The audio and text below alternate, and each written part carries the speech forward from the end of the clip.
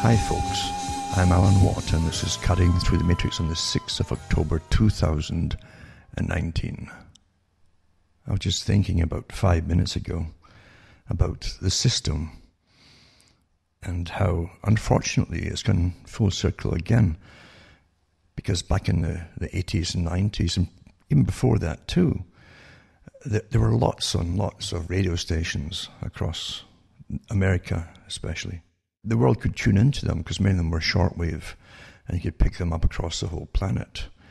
And because there was so much competition, then they had so many different types of shows on, but lots of them would go into the system. And it got really good in its output, basically, of clarity, as it focused in on the organizations that were all connected, organizations that run us all, organizations that people have pretty well forgotten about, even though they're still running us. And I did a lot of shows too in the 90s about what's happening and how we're controlled and how we're programmed and how we're given topics to think about because your masters want you to think about them, because again, you're ready for something that's coming down the pike and they want to make sure that you'll either vote or at least go along with what they want you to do. We're constantly managed this way, and it's done in a way that has to be not so overt generally, except through taxes. They'll add extra taxes. Now we have carbon taxes in Canada, things like that. But the world would tune in to these shows from America because they didn't get that in their own countries, and it was a breath of fresh air. And you did have wonderful eccentric people who had their own special area of investigation. And they were almost like, well, they were fanatical about their particular area of investigation, and they delved into it meticulously. It obsessed their lives, basically. And because of that, they had tremendous information to give you and share it with the people, because we're living, as I say, in such a system that doesn't make any sense at all. Even though you can come out in a system like today, with the same system running us more overtly than ever before, folk are right back to square one. They still think it's all real. They do.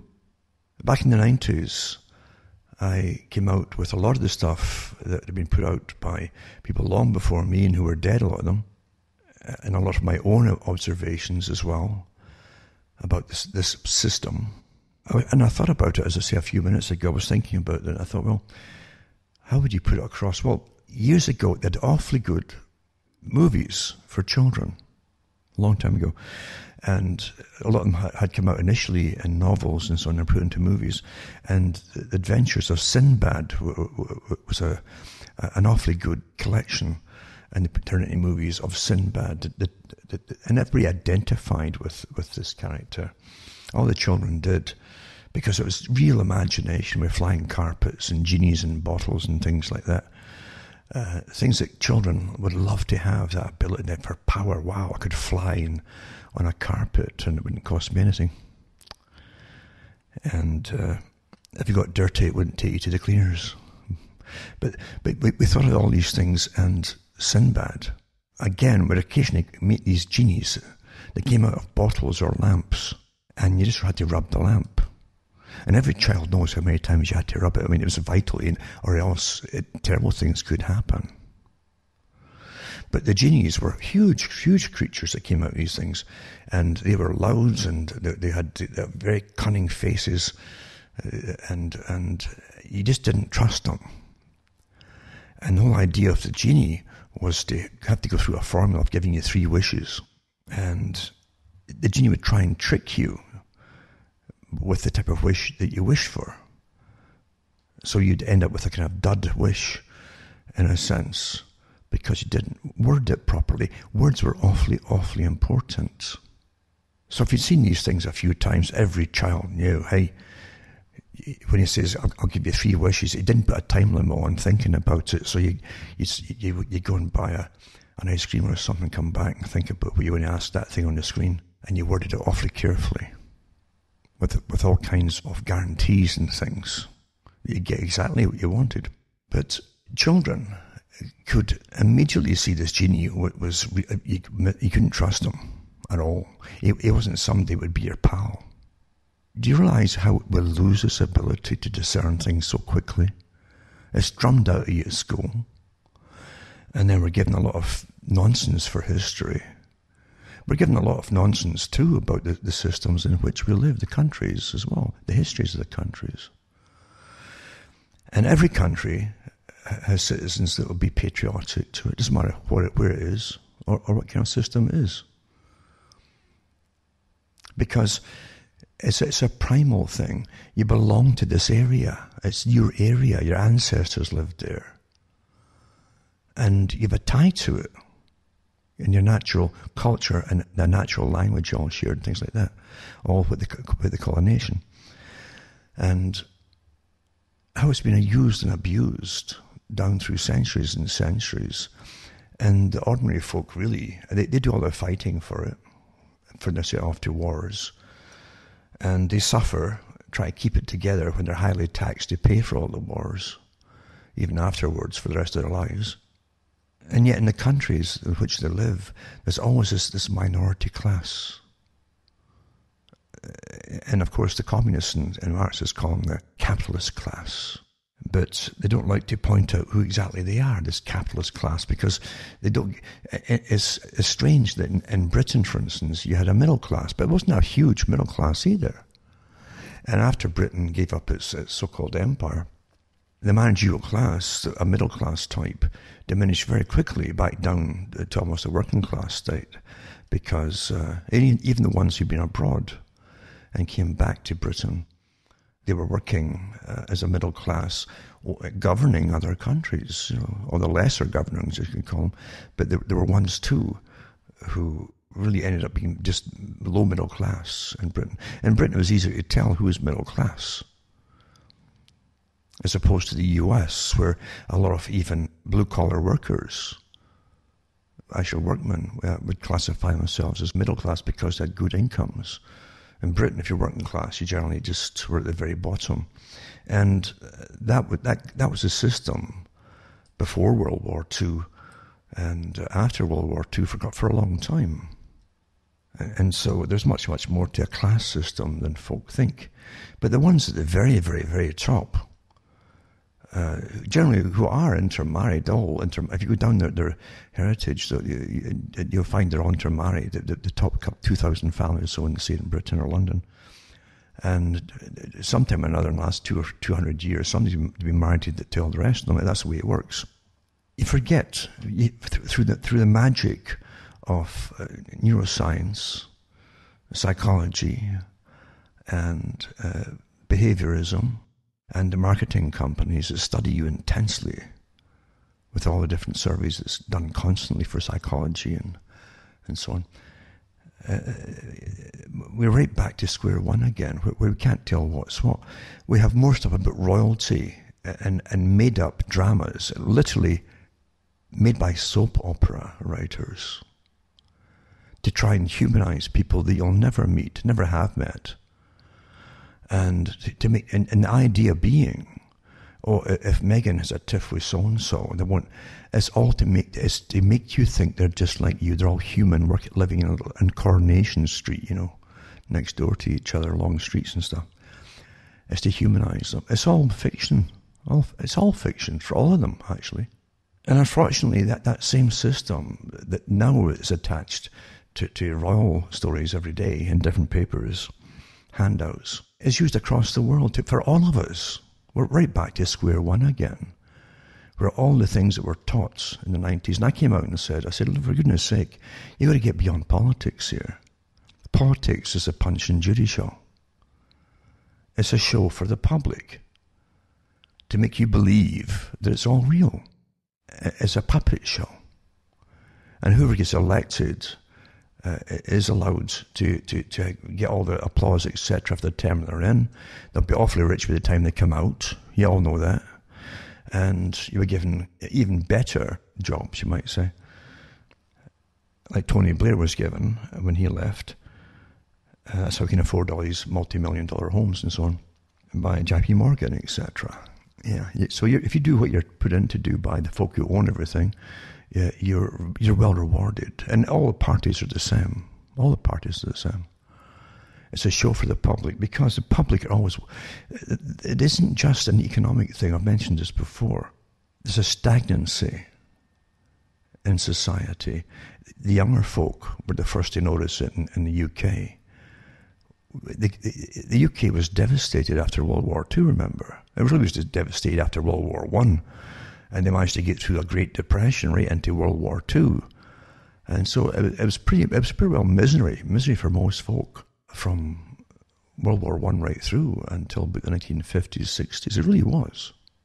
And that's why they came out with the new swinging 60s and the British invasion and all. It was a massive onslaught worked out by huge think tanks to try and stir something for the positive change, which would be directed by those who already owned everything and owned the world.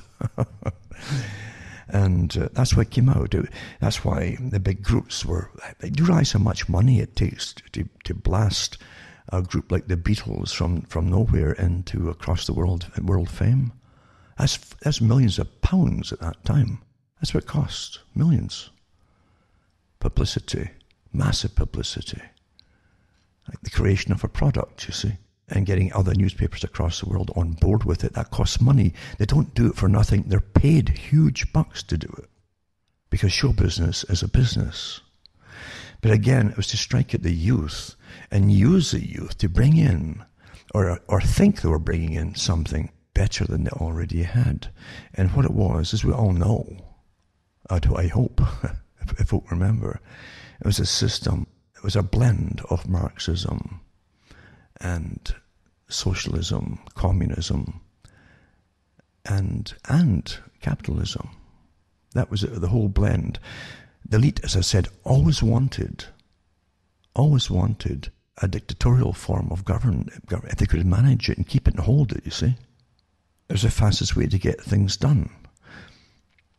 And all through the time up till Margaret Thatcher, they had used ex-prime premiers and ex-top bureaucrats from departments of government to mix with their cohorts across the world, their counterparts across the world, and work in societies and groups together to bring on, to get things done and not be responsible to the public. They do it quietly.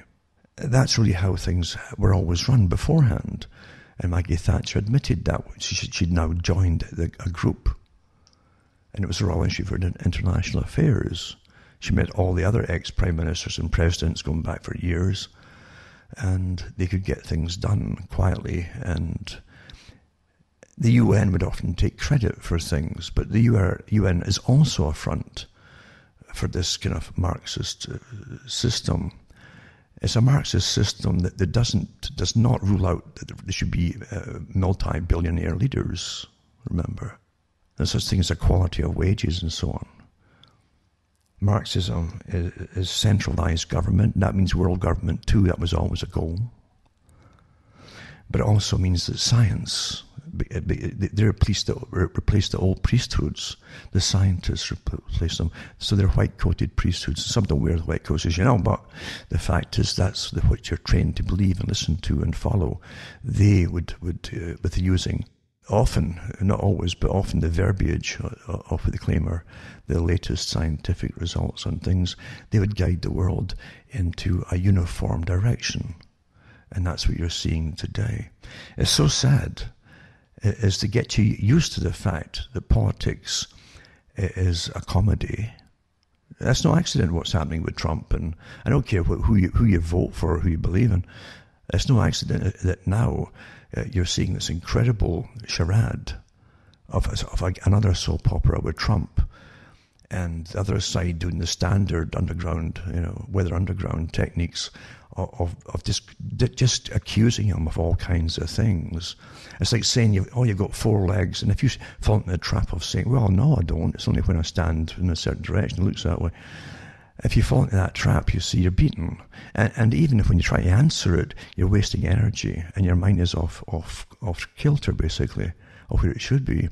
And then they hit you another one. It doesn't matter. It doesn't matter.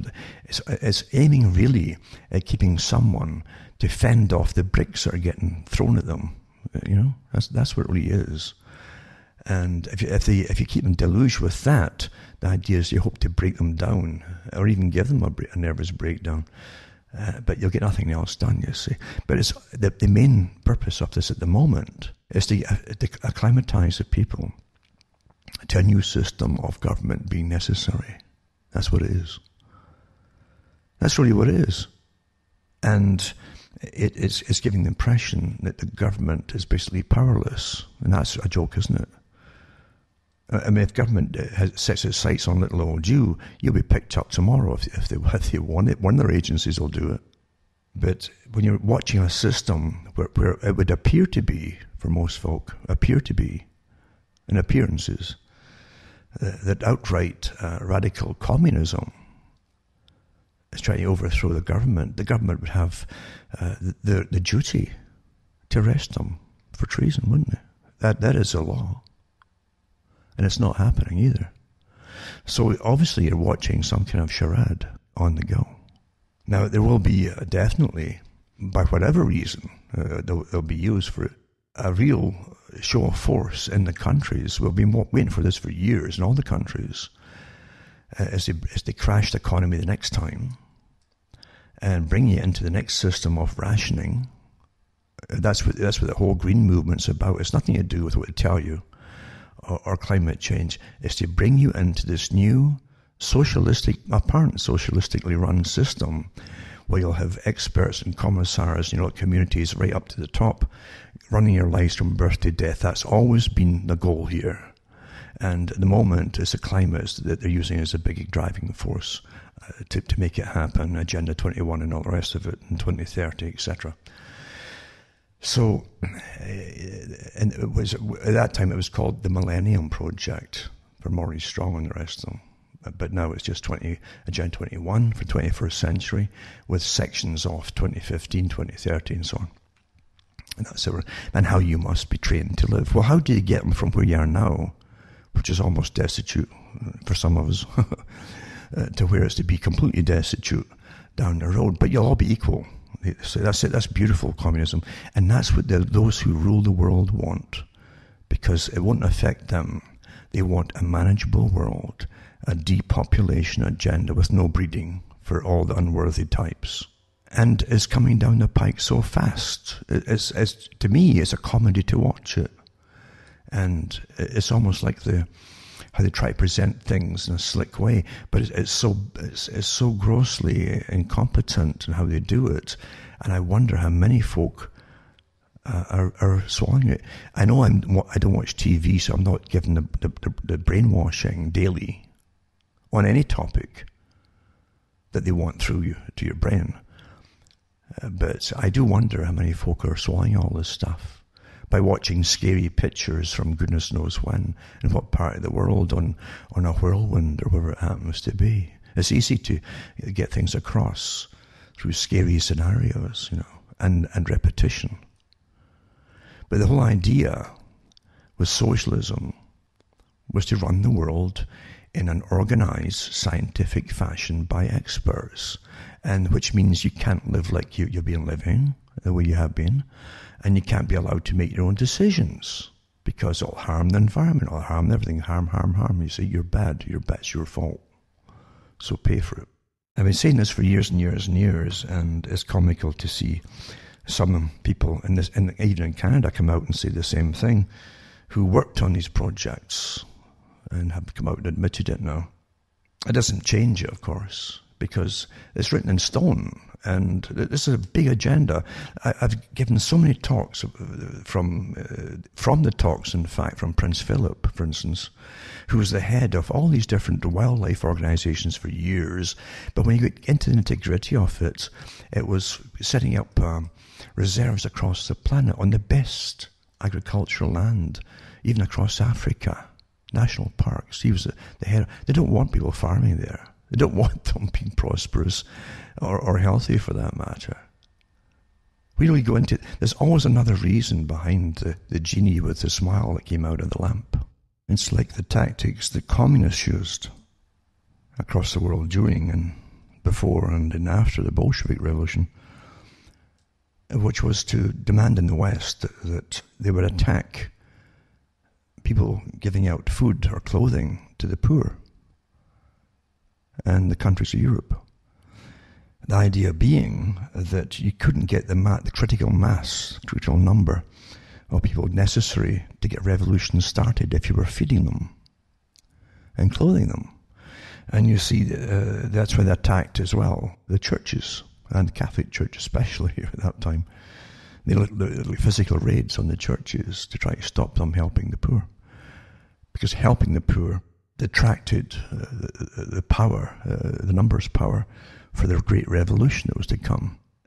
You always remember, and with this tactic, and it doesn't matter what system you want to call it, fascist, communist, they're all the same, And anything that works, especially in a totalitarian system, is always the same anyway. Socialist, fascist, whatever you want to call it. Because it has to be. It's a system to get things done according to a group, generally a group at the top, who've got an idea there, and they really know what the system should be and how things should be. They're control freaks, you see. So we watch the communist techniques of the past, and then you're watching it happening across the West today. Because the idea is you must make things so bad that the folk will demand the very thing that you want to give them. That's how it all works. You'll demand it. And they'll say, "Oh, okay then." And here's a new type of system for you. See what you think of this. And that's how it always is. It really is. That's how it always is. And you can get disparaging thoughts eventually about society as a whole or humanity as a whole. Because honestly, the history is all about the Machiavellian types that advise kings and queens and governments. And now they've got whole boards and panels and think tanks to do it with fancy names. It sounds very legitimate, of course, but it's the same thing. How to deceive the public, to do something to the public, or to get them to go along with something. That's how things really are done. Sad, isn't it? It's sad. But the power coalesces into groupthink, from one person to groupthink. They get more done, and then they have organized power. And the whole future, what they saw long ago was, totalitarian regimes get things done much quicker and faster. But of course the people are generally pretty miserable because they're getting taxed in the ground. They're told what to do, can't do. They're licensed for everything that they do, even opening their mouths, what you can't say, and all the rest of it. Much like today, it's rather miserable unless you want to end up in a system like East Germany at one time, under the Stasi, the communist Stasi. I've mentioned before so many times the lives of others. It's really worth watching because it shows you how bad it was then without the computer studying all of you from your home every day and your cell phones. They had so many spies from the public, blackmailed and spying everybody else through threats and so on, that almost half the public were Stasi spies at one time or another on other people, threatened by force or whatever. But you see how it worked. That's your totalitarian regime. And many people in the West admired that. The things we could get done if we just told the public what to do and they'd have to obey. It says freedom ideas is an awful nuisance to people. It really is, isn't it? You can't do that, you say. And they'll say, "Oh no, I can remember Pierre Trudeau," that's Justin's daddy. Pierre Trudeau himself was a member of, he was a leader for Comintern, the Young Communist League for Canada, before World War II. And he led delegation eventually to Moscow. It was well understood at the time. It was in the newspapers of that period that he was a member of this, and he led the delegation. It was 1952, after World War II, he led it to Moscow. And then eventually they made him prime minister under the term liberal. And it always stuck in my mind that of Khrushchev, of the Soviet system. And Khrushchev, he was a president or prime minister. They got they got a president and a prime minister, as you know, in the Soviet system. But he was sent over to the US and to meet the delegations there and counterparts, a PR exercise. But he was in agreement, remember, with the United Nations and the pacts. See, through the United Nations, you make these pacts and these deals, even with the IPCC, the idea for climate, which is the big driving force to bring in the communist system under a different guise. A crisis. You have a crisis, you see. If it's not there, you create it. I mean, that's the same thing that Hearst said to his reporters at one time. Get a war started. Print about the war in Spain or somewhere it was, or Cuba, but there is no war going on here. He said, well, write about it as though it was. So it was in the paper. It must be true. Same kind of thing.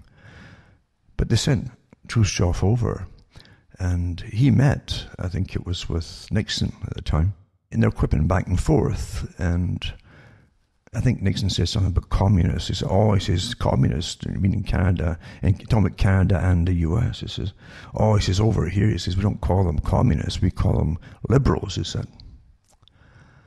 And that stuck to the day, because Pierre Trudeau ran under the liberal ticket. And eventually he and René Lévesque, one of his stalwart supporters, really, had a little interview off the cuff back in the, I think it was the late 80s. And you could see Pierre Trudeau's shock in his face as René Lévesque was talking rather candidly, and he says, yeah, well, back in those days we were communists and Marxists, he says, and you could see Trudeau immediately freezing almost in anxiety, because Trudeau had gone through a great show in Canada of stopping what was supposedly a communist takeover, a coup, an attempted coup, and kidnappings as well in Montreal around that same period, or just before that happened, that interview. So he became the strong man for Canada to allay the fears of everybody remembering he was a communist in reality, you see. And here's René Lévesque kind of reminding them again that he was a communist. So it's quite good. But anyway, we're run by people who know how it should be. But remember, I mean that from their point of view, and total control. We tell you and you do and you obey. And science is a new god. Religion and superstitions out the window. So you'll obey our findings in science, like this phony climate change, too. I mean, that can get you done today. The attacks on people who come out and see it, because they've radicalized the youth, you see, intentionally, just like the Young Communist League. They radicalized them. They used them for the Cultural Revolution in China. And they just set on loose on their parents and their teachers, and they were killing them. Easy to radicalize children. Easy in youngsters. Very easy. The Hitler Youth knew how to do it. They got it from the Young Communist League because they studied them too. They existed before the Nazi Party came along.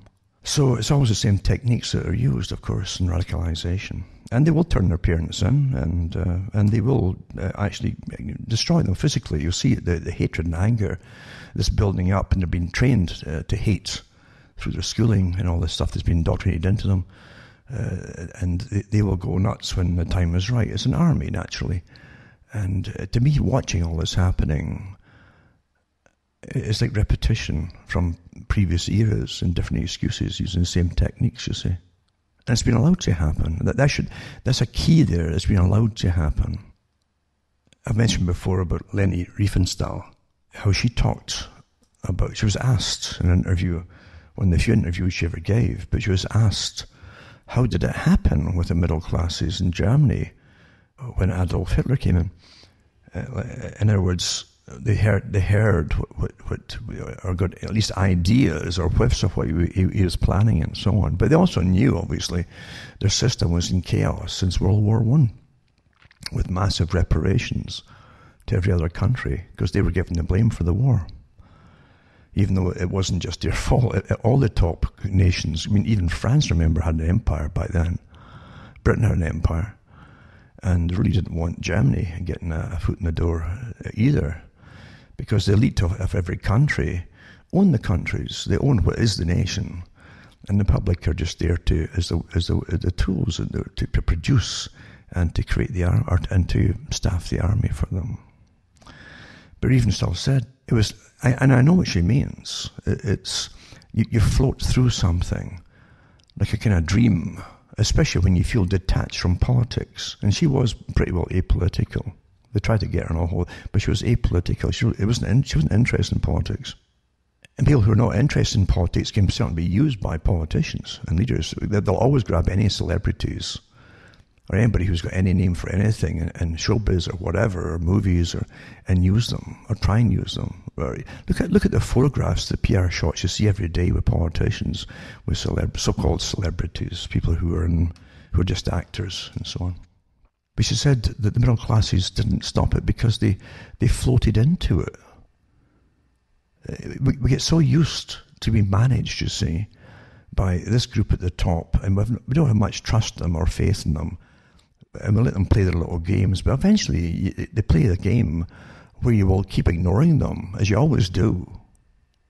And it's not your fault either, because they're psychopathic, basically, politicians anyway. I don't care what party it is, or even if it's local up to the top. They have the psychopathic trait for sure. And so we don't take much, but you can sleepwalk and float right into it until you're in a totalitarian regime. You see, that was always the idea of the Fabian Society. There was a left. They ran the left-wing group on behalf of the Royal Institute for International Affairs, which ran the right-wing groups and everything else. You see, that's how it's run, and it's quite amazing to me to see it all happening over and over and again. The same techniques being used over, and people just drift into it as they're given basically soap operas, and I mean manufactured soap operas. With accusations against, and it doesn't matter if you like the guy or not, or Trump. To me, they're front people. If you didn't vote, you'd have revolutions every so often. And voting was created to stall revolutions from happening. True revolutions, you see. And so you always say, oh, well, you know, can always vote them out and get somebody in the next time. That's your idea. So it puts you off every 5 years or so, 4 or 5 years, till the next vote. And so you stall, and things don't get any better at all. That's how it works. And the real governing of the country is not done by the politicians. It's done by way behind the scenes by the specialized branches. And now they've outsourced so many things, all governments. That's exactly what the elite wanted a long time ago. It's right back to private groups and think tanks running all the major things, including policies on everything, including warfare, including sustainability practices, including hygiene for children, and including mental hygiene. I've heard all this stuff before, a long time. Do you remember when that was? And as I mentioned all these things on hygiene things, what are they doing to your children now? So you're floating right through it, just like people did in Germany, just like the middle classes allowed, basically, that happened in Russia too, where millions and millions were slaughtered. There's always a massive slaughter when the push goes on, you know. And you can smell it coming with what you're witnessing, with the boasting from the United Nations about the support now it's got for the climate change policy, which is total management. And I mean what you can eat and what you can eat. And meat is going to be pretty well a scarcity for you lot, not for the ones at the top. And you put on a diet that's not going to be healthy at all. Then as they cut back all your energy, etc., especially in the colder climates, you're going to die a lot sooner, folks. Because they plan to keep increasing the cost of whatever fuels you in the winter time and for the rest of the year. Absolutely. This is depopulation time, and they've made it rather rampantly clear that sustainability is really a method or an excuse in order to tackle what Prince Philip talked about, overpopulation. It always has been. And he was rather blatant about it in many of his speeches. And many others have been as well. But that's the whole point. That's the purpose of this thing of sustainability.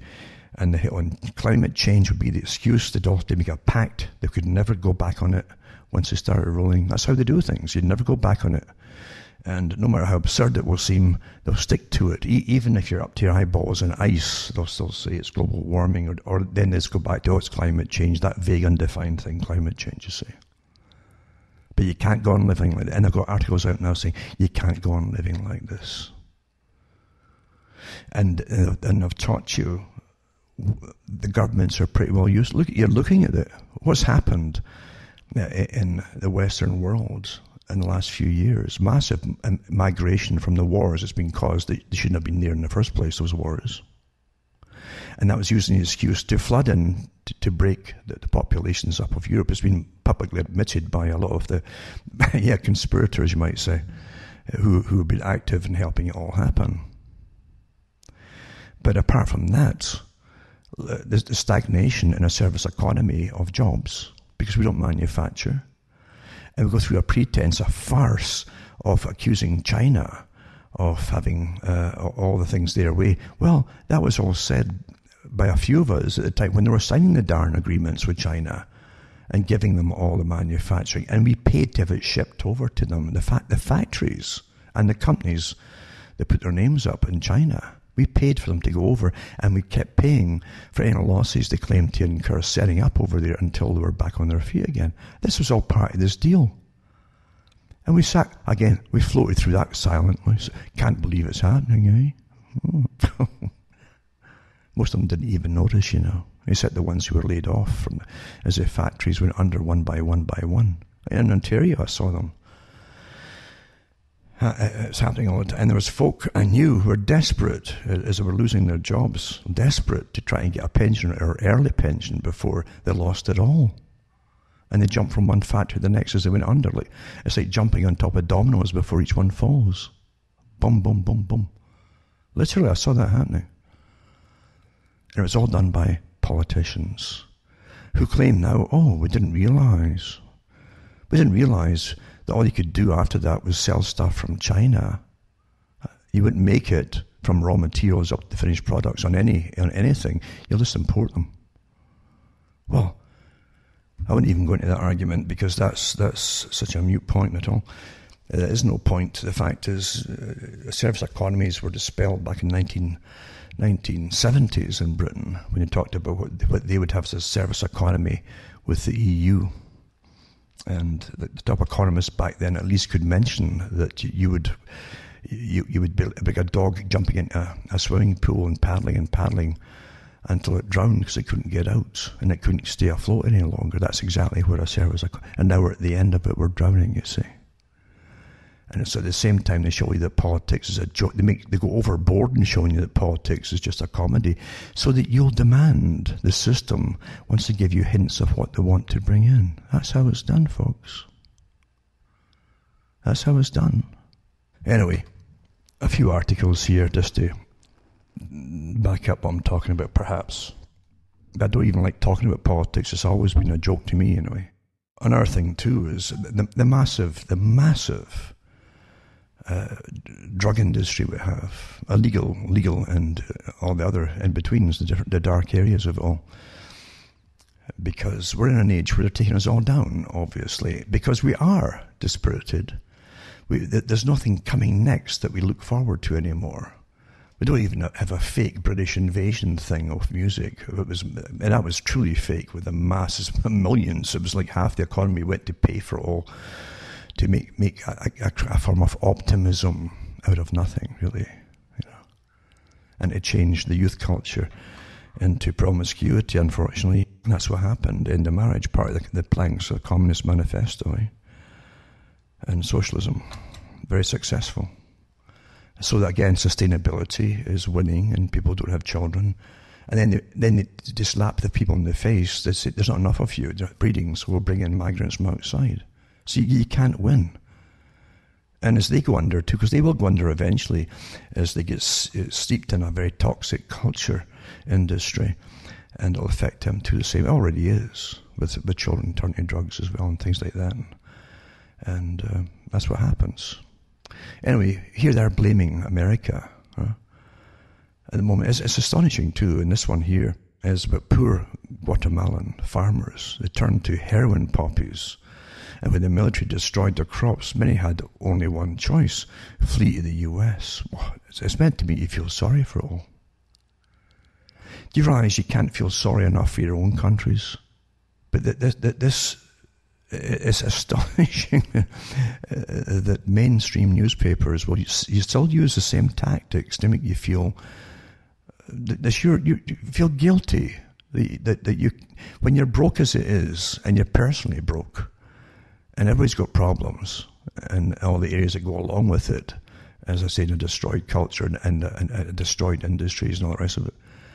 You're supposed to feel bad about other countries because the military is destroying their poppy crops, so they can't sell you all the heroin. You understand how bizarre and ridiculous this is? Anyway, they're blaming the US for cutting back on their funding as well to Latin American countries.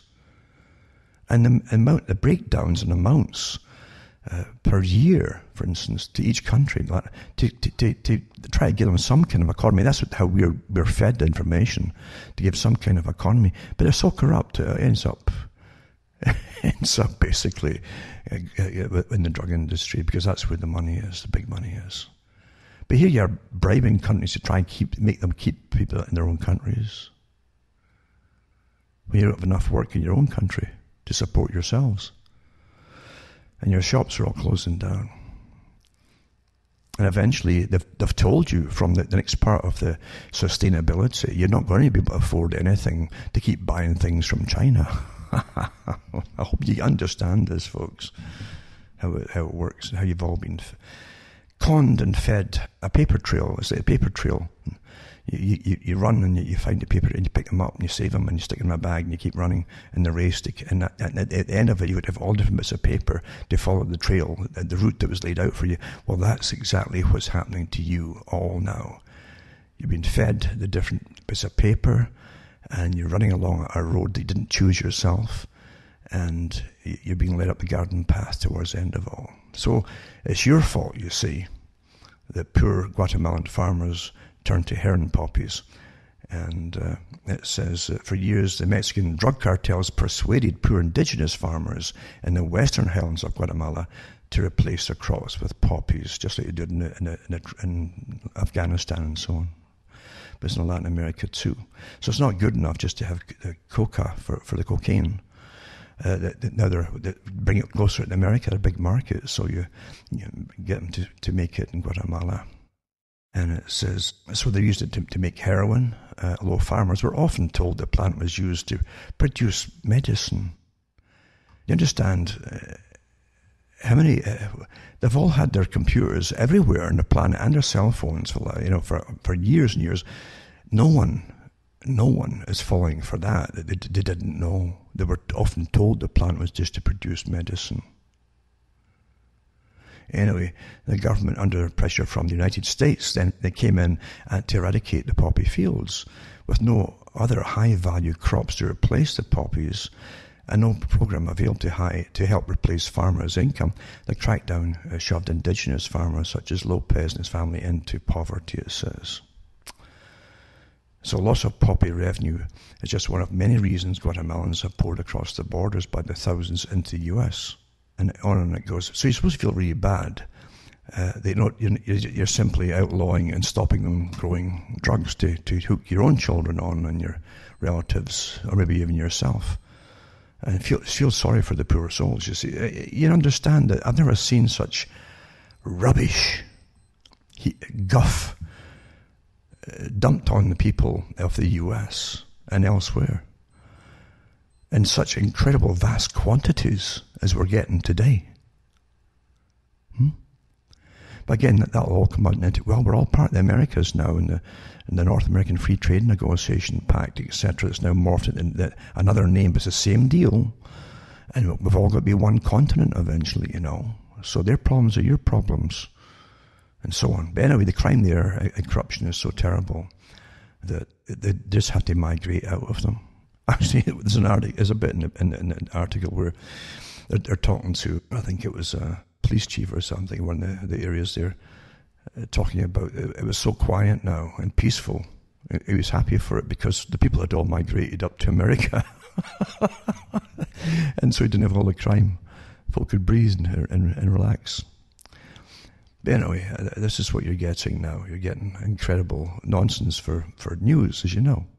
And again, here you have this one too, getting back to what I started off with here, about how they admire totalitarianism. Remember the council, the CFR, and Royal Institute for International Affairs, same group that run the world, the same as the Pacific Rim Coalition as well. It's the same group, all one group, who helped plan all of this for the world government system, who gave you the United Nations and all the rest of it. They admired totalitarian regimes. They admired the Soviet system to get things done. They studied and admired Nazism to get things done. And initially, too, they're all for that, too. And again, you have people like Julian Huxley, who really admired this socialist dictatorship system, because he wanted to get on with the whole agenda of depopulation and only breed the better types, meaning his own class, and scientific groups and so on, for this new scientific utopia they're going to create for themselves. But they'll never change, you see. So at a Toronto fundraiser, Justin Trudeau, again the son of Pierre Trudeau, right? Pierre Trudeau, who was the best pals with Castro. And Castro came over all the time in his uniform, you see him, and vice versa. It says, but Justin Trudeau seemingly admires China's basic dictatorship. No kidding, I'm really surprised. So it's a level of admiration I actually have for China, because their basic dictatorship is allowing them to actually turn their economy around on a dime. Well, no wonder, because you see, they make everything for the planet now. And they do have a mono government, one system, one party system, that tells you to obey, or that's it, you see. The only problem in Canada is we don't have just a complete Chinese population who'll obey. A more collectivist society. That's his problem too. So they got to have think tanks working on all different groups of people in Canada and the US and elsewhere, you see. That's a nuisance set. It really is, isn't it? But yeah, he admires it, and they can turn it around on a dime. So during the event, which itself was widely criticized for sexist and patronizing undertones, no kidding, eh? An audience member asked Mr. Trudeau which nation's administration he most admired, and as we came back with, a level of admiration I actually have for China. Because he said the basic dictatorship is allowing them to actually turn their economy around on a dime. And say we need to go green. See, there you go. It means sustainability. We need to start, investing in solar. Really, that's all sort of wash. There's a flexibility that I know Stephen Harper must dream about, having a dictatorship where you can do whatever you want, that I find quite interesting. And noting he was in camera, he then said, but the Sun newspaper can now report that I prefer China. And of course it did. And it gets me too. It says the National Democratic Party equated the off-the-cuff remarks to gaffes made by one-time US Vice President candidate and hockey mom Sarah Palin. Now the NDP, National Democratic Party, is a few degrees left of Karl Marx. Really? So they're going to complain about Justin's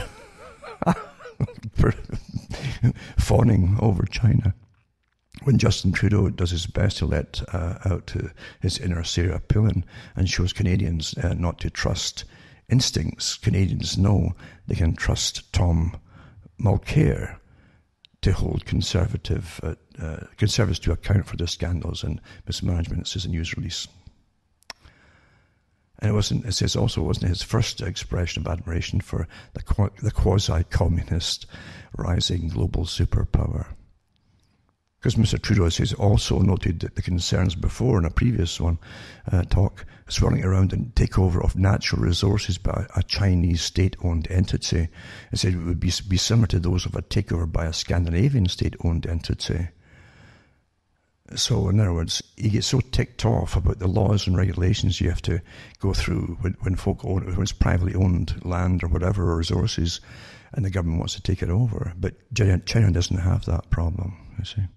So that's one article there. And then you have this one too. Canada's Liberal Party committed to net zero carbon emissions by 2050 if re-elected in next month's federal election, and will beat the current 2030 emissions goal with its plan, it says.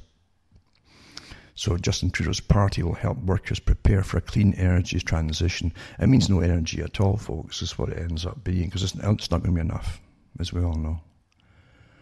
Anyway, the net zero announcement means that some sectors could still pollute, but their carbon would be offset by other measures. I mean, you got to pay for it, and pay for it, and pay for it. Remember, too, I keep telling you about austerity measures. I gave talks about that a few years ago, that they were talking about the United Nations bringing in for sustainability. Well, this is it. How do you get to austerity? Well, they up the prices of everything. They tax you for everything you need that's essential. High taxes, increasing, and the standard the Marxist formula, ever-increasing taxes, and a steady increasing income tax, as well as other taxes. There you go, you're into austerity. And then the meat will be out of sight, so you can't afford it. It already is pretty well in Canada. There's good stuff is anyway. And they've said they want you to stop eating meat. Eventually, you'll be forced to stop eating meat for your particular class, you see. It reminds me of Orwell's 1984, when Julia brings food in a clandestine meeting with Winston. And he had real coffee, and he's got real food and real meat and everything. And he's going on for this stuff that she smuggled in, because she's with her in her party, working for them, as on the outsides of the outskirts. And she managed to smuggle this stuff out, and he couldn't believe it existed. He says, "You mean you got real this and real?" "Oh yeah, there's nothing those," and she used the B words, "don't have." Well, that's always been the way, folks, with these wonderful totalitarian systems. And the Liberals' covert green plan for Canada, poverty and dictatorship. And it's by Alan M.R. McRae. He wrote this for, I think it was What's Up With That, the newspaper. But he's just saying the things that I've said before for years of what it's about. But it's his insider. He said I've been working on an advisor group in the Trudeau government, and the group was not formed to discuss policy for the 5-year horizon that governments are usually interested in, but to develop policies for the further future, 20 to 40 years out. The implication was that the group had concluded that the present economic model was flawed and had to be replaced. Again, this is the Maurice Strong agenda too, folks. It goes way back. Unregulated consumerism was unsustainable. Again, that's what they said too, post-industrial, post-consumerism in Maurice Strong's reports, remember. So unregulated consumerism was unsustainable, and people would have to learn to make do with less. Well, how do you do that? Again, you don't. I've just said how you do it. You tax them all, make things so expensive they can't afford it. Then you outlaw it altogether, you see, for you. Anyway, it says the government would have to have more control over people to enforce their austerity, and the wealth of developed nations would have to be redistributed to help undeveloped nations. Well, that's the communist goal, which is a liberal goal, which is a global system run by one group. That's what it is. And a lot of folk will fall into it. Well, it's only fair we share everything with all the poor folk. As you get poorer and poorer, until you have a world of poor folk, the global plantation, and this elite at the top that laughs all their way to the bank because they rake in all the massive profits now that they own everything that you need to live. But I'll put this link up for those who want to see it. It is to bring you all under control. That's the obvious thing about the whole thing. And then scientists have set out how to halve greenhouse gas emissions by 2030. All the usual organisations and newspapers are all on board with it. And then Canada's Liberal Party promises net zero carbon emissions by 2050. And you have to, mind you, step by step to get there. So you'll see, you're seeing it already, chunk by chunk, you see. And in climate change, big lifestyle changes needed to cut emissions from BBC. People must use less transport. Again, you won't be able to afford to get transport. Eat less red meat and buy fewer clothes. All this stuff that Maurice Strong and the ones even long before that. What do folk need to survive? What makes them healthy? Well, meat definitely does. You see, we need that. Even don't forget some of the big gurus of some cultures, like Gandhi before, had to eat meat eventually to make up for things he was missing in his diet. And I've given you the articles from other Hindus who are top specialists in Britain in the health and the National Health Service and in other countries too. It's the same thing. One of them's even put his mother on meat because she needs it. He says it. You need to be healthy.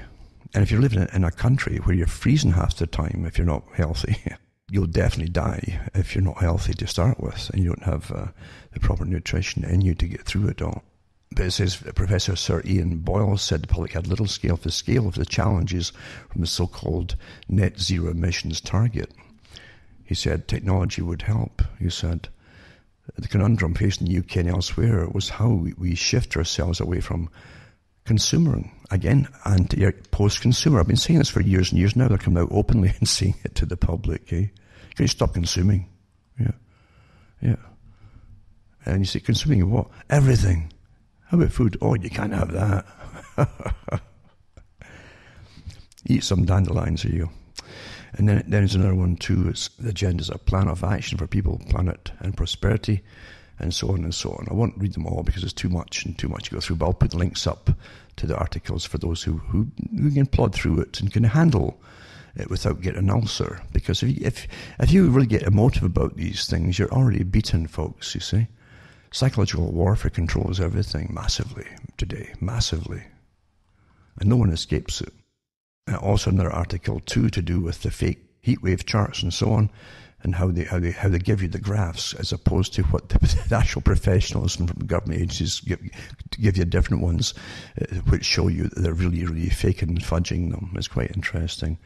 And then talk about redistributing the world's wealth by climate policy and climate fraud tools, etc. Global warming swindles. It's quite something, isn't it?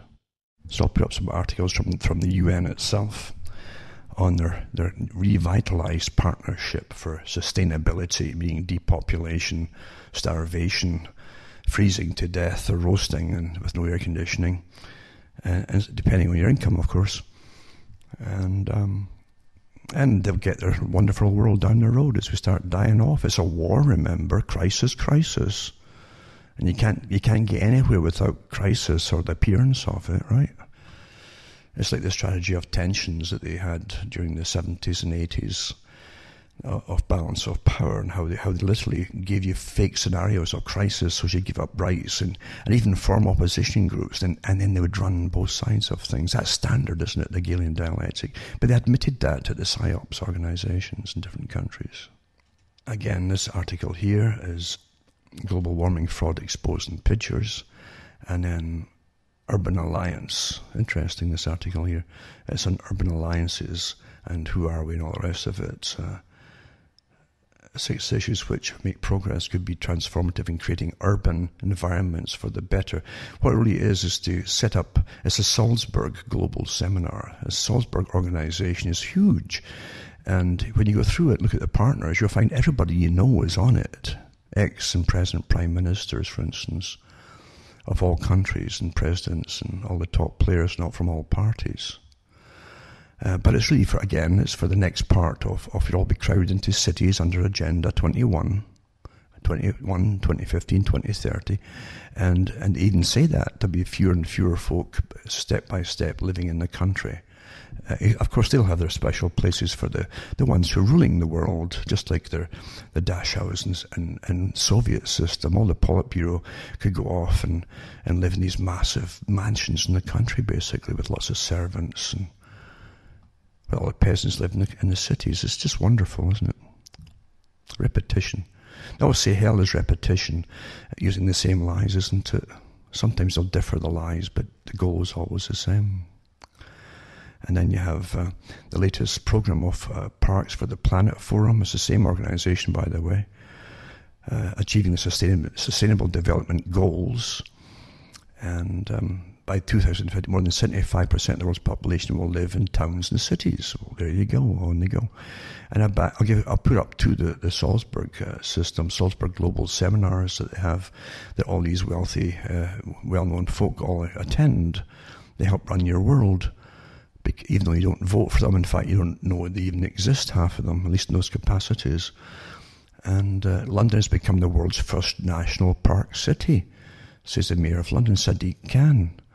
So he hosted a summit to sign the charter for the same organisation that we're talking about, you see, that you didn't vote for. And eventually, as the city expands, you'll obviously keep off remember that song, Keep Off the Grass, etc., from an old song from the 60s or 70s.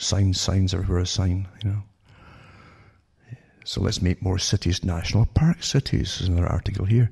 And then this one here. Google makes deep fakes. Can't forget this one. To fight deep fakes. Right? What an amazing thing it is. It's released a database of 3,000 deep fakes, videos that use artificial intelligence to alter faces or to make people say things they never did. They've had that for years, actually. I had that. Some folk did that for a while back. But at least did this, the voice thing. And but now they've got Google doing it, making a database, and they hired stacks and stacks of actors and actresses and all kinds of people to play their parts. It must cost fortune. No doubt they get money from the government to do it, I'm sure. And it says deepfake technology takes video and audio clips of real people, often police, politicians or celebrities, and uses artificial intelligence techniques to alter them in some ways. For instance, putting words in their mouth or transposing their head onto bodies of an anchor in pornography. But now it's pretty well perfected. You wouldn't be able to tell just looking at the thing. And they get Zuckerberg in too. They're going to also put a $10 million fund to find better ways to detect deep fakes. Well, I tell you, Facebook's one of the biggest fakes that there is out there, because no amount of propaganda is going to make them live down all the disgusting wrong that's done over the years, as you well know. But some folk, well, that's good of the guy that called them all stupid F's, you know.